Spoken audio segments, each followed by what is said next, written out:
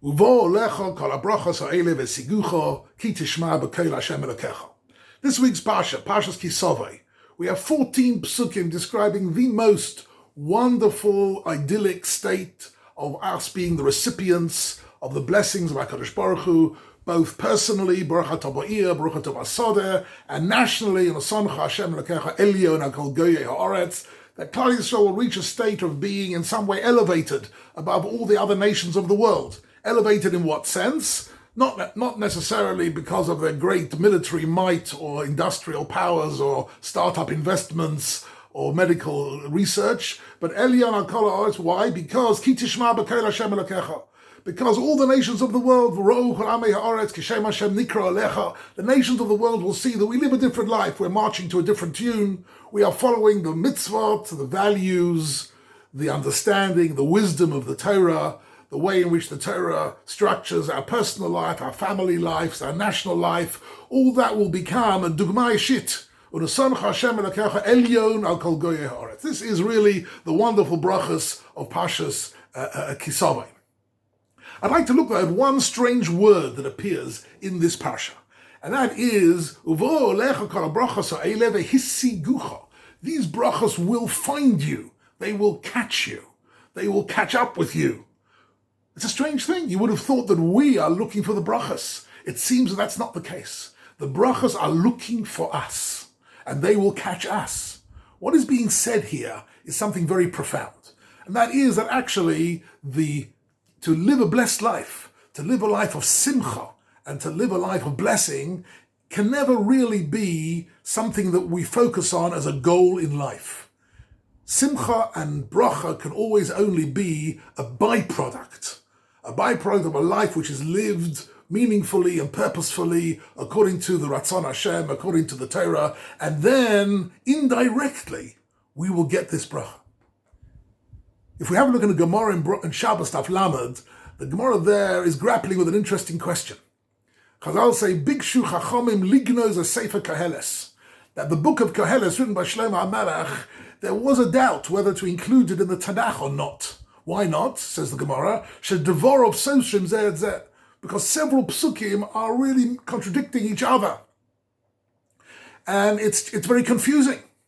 Now the truth is, we know that when there are contradictory psukim in the Torah or contradictions in the Mishnah or the Gemara, whenever the Torah gives us these contradictory statements, it's in order to force us to think a little bit more deeply, to look at it a bit more closely and find out what is really being said here. One of the examples is, the Gemara there brings down, that on the one hand, Koheles says, V'shibachti ani es hasimcha, there's nothing greater in life than to have happiness, to have joy, to live a blessed life. That's the greatest thing in the world. And then a few chapters later it says, Ulesimcha omarti ma ze osa. I said to Simcha, it's purposeless, it's meaningless, who needs Simcha? So the Gemara says, well, that's a contradiction. What is Shlomo HaMelech trying to tell us? And the Gemara concludes very interestingly that the key to understanding this particular contradiction is that one is Simcha shel mitzvah and one is Simcha shel holalut. Simcha shel holalut means simply partying, being happy for no particular reason, just being happy for happiness' sake. Why? Because you're pursuing happiness. That's Simcha shel holalut, says Shlomo HaMelech, mazu osa, that's meaningless. It's kachalom ya'uf. It's here now and gone tomorrow. It's of no value at all. But Simcha shel mitzvah means that what you're doing is the mitzvah.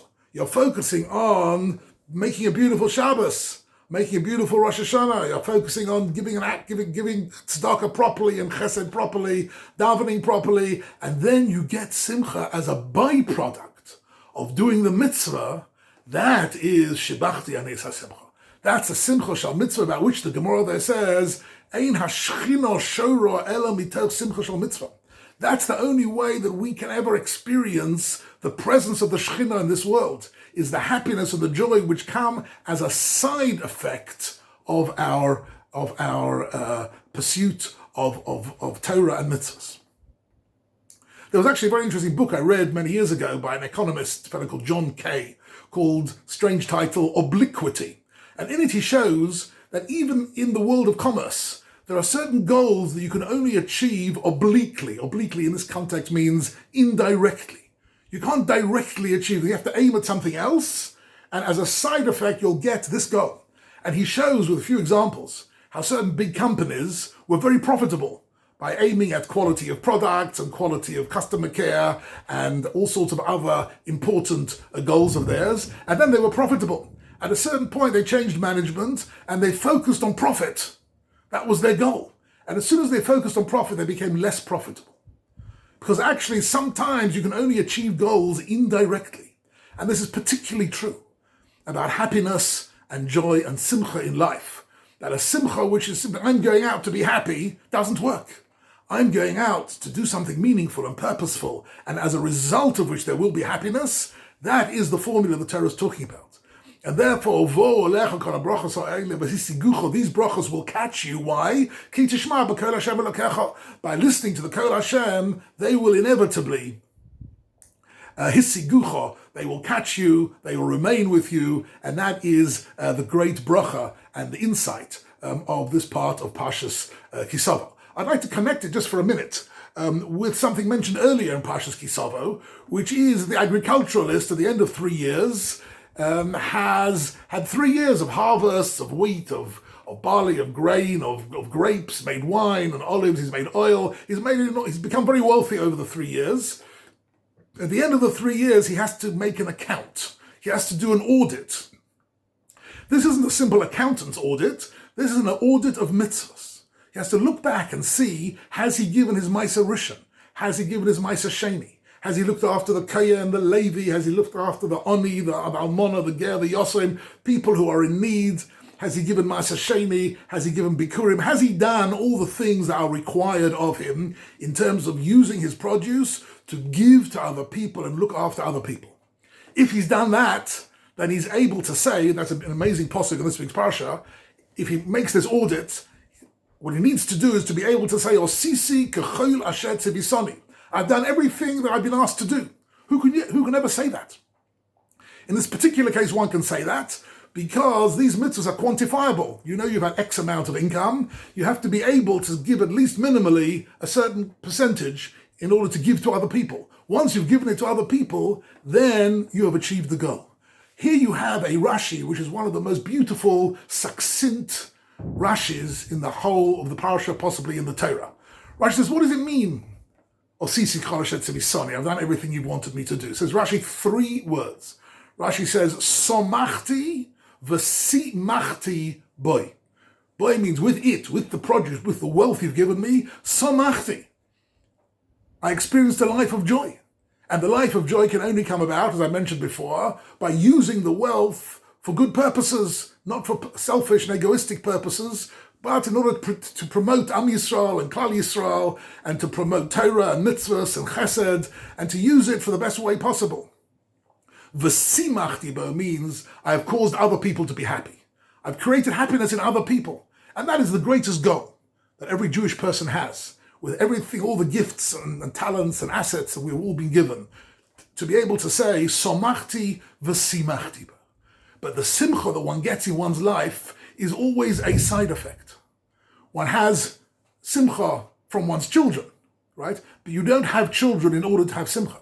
You have children in order to bring a next generation, in order to give to children, in order to continue the family and the nation and the Maseira and the Emunah of Klal Yisrael. And then as a side effect, the children will give you simcha. But it's not the goal that you're aiming at.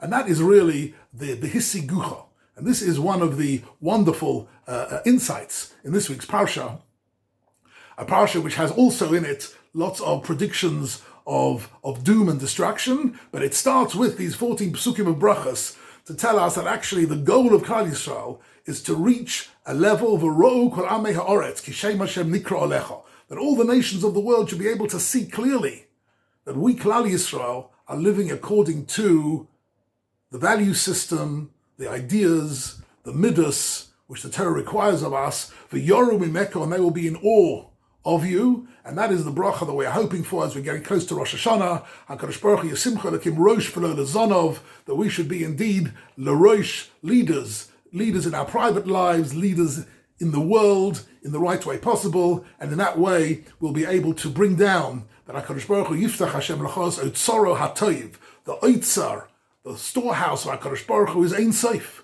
is infinite. And in that way, those brachas come to us only B'rotzon Hashem and give us a bracha which is L'netzach Netzachim V'chein Yehi Rotzon.